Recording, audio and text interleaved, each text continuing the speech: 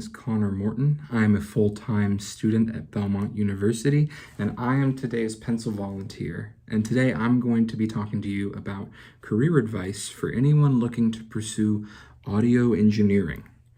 That's a big, scary, fancy title that basically just means a lot of career opportunities within the world of music. For me personally, I started out as a singer and songwriter and music producer. I've been doing so for about 7 years, and Belmont really helped me hone my craft.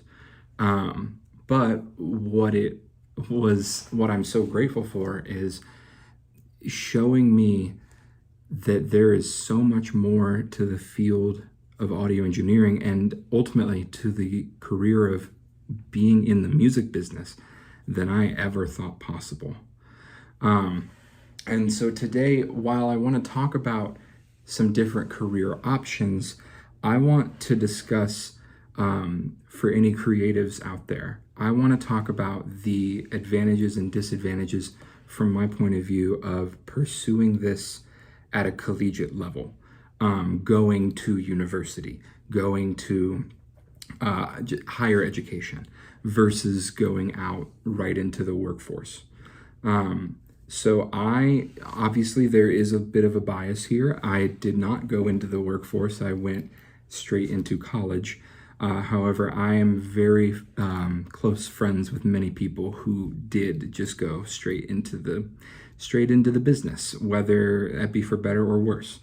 For me, what I've noticed is the pros of going from high school or from where you are at the moment straight into music, straight into the music business, is you're doing it. You know, like that is such a common complaint for audio engineers when they first go to school for it. It's that they feel like they're spending too much time focusing on school-related projects, or especially in their earlier years of school, knocking out those common core classes, like knocking out the math credits and the science credits. Everyone has to go through it, but it just feels like a bit of a drag. And so by not going to school, you get to start right away. The setback there is you have to start right away, and meaning you're thrust into a world you're rather unfamiliar with. And depending on your genre, you can, like if you're a singer-songwriter act, you can try and get your name on some sets and go play some live shows.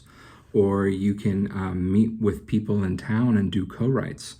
But for me, being a pop musician and producer, it's still prevalent here in this city, but it's a bit less common. And especially for a lot of friends of mine that were more on the electronic side of things, you know, you're not always guaranteed collaborations, and you're not always guaranteed people to work with, especially when you don't go to a school or a higher institute and you have to make all those connections yourself.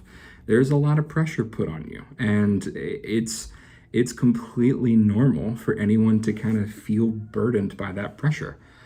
So the alternative is going to college, going to a place of higher education to pursue a degree in this.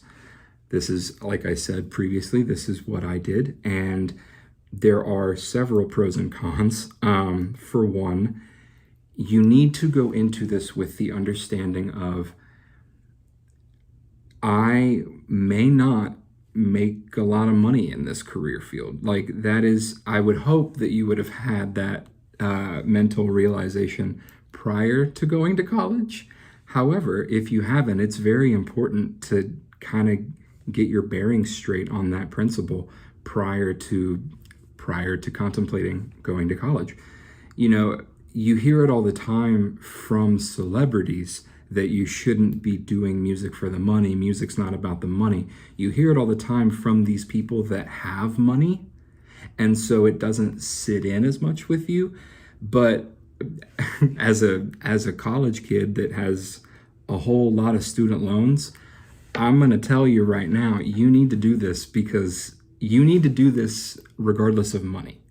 If you're a dedicated songwriter, if you're a creative, that creativity needs to be your driving force.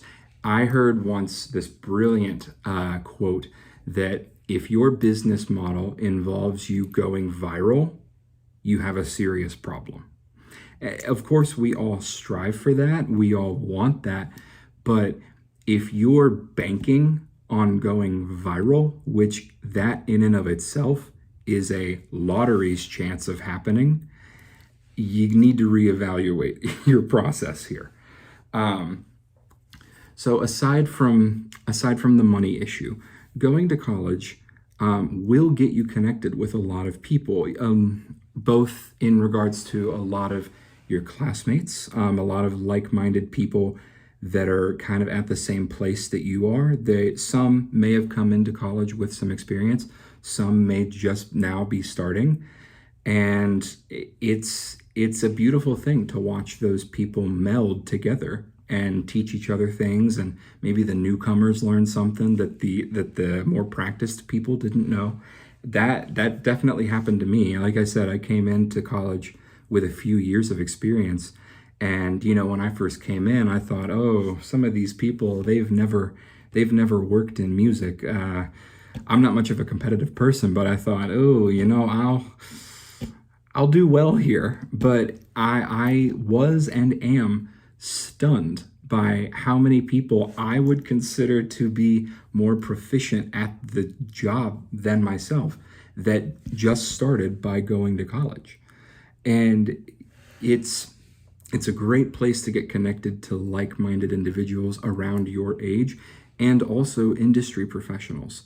And specifically, getting connected with industry professionals was what helped me realize my favorite part about going to college in the field of audio was expanding my horizons on how big the term audio engineer can be. Like I said in the beginning, I came to the school to be a music producer, to be a songwriter, and a mix engineer. But I didn't come to the school to learn how to run in-ear monitors for when artists are performing on stage and they need the mix in their ears. I didn't come to college to learn how to build room acoustics and how to get a properly treated sound space. I didn't come to college to learn about electronics and circuit theory and how I can build my own microphones or build my own guitar amplifiers. But you learn all of those things, or you at the very least, have the opportunity to learn all of those things.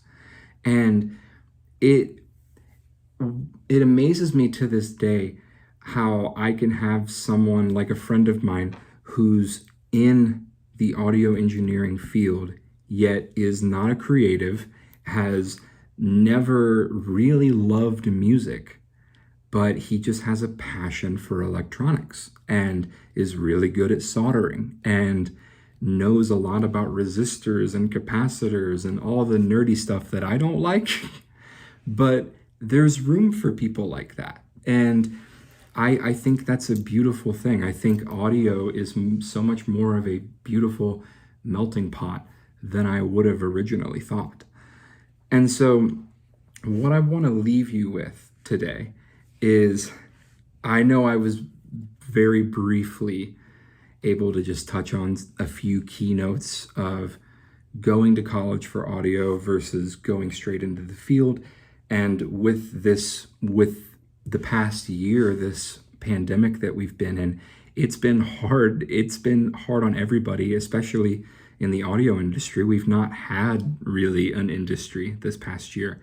And so my main advice is to anybody, regardless of whether you're going out into the career field or if you're going to go to college, my biggest advice, if you're going into music and into audio, is keep an open mind and keep an open heart.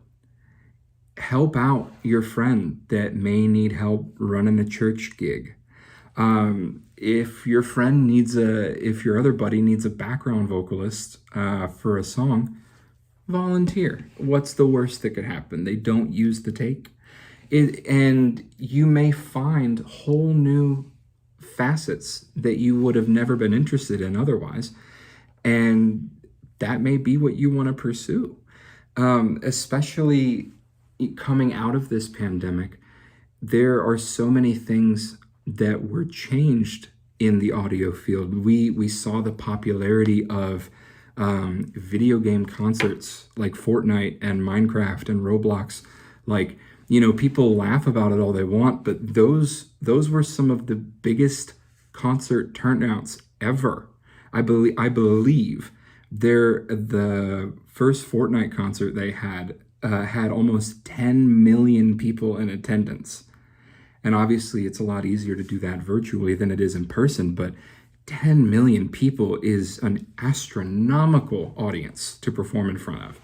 And, we have churches going fully live stream. Churches that used to only just have maybe one camera that was just following the preacher around now have several different angles and streamlined audio.